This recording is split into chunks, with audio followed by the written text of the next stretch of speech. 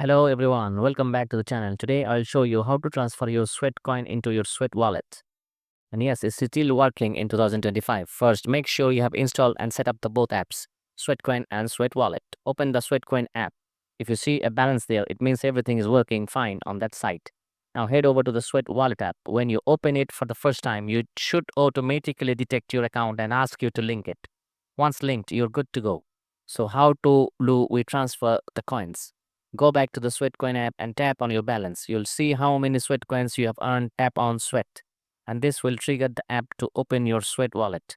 If it opens the wallet and shows your balance there, congratulations, your Sweatcoins have been successfully transferred. To confirm, tap on Transfer in the Sweat wallet. It will show the current value of your Sweat tokens. For example, you might see something like 9 cents for 108 Sweatcoins. You can also tap on Portfolio to see your total balance.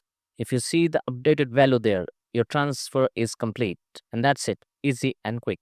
If this helped, don't forget to leave a like, subscribe for more simple tech solutions. See you in the next one.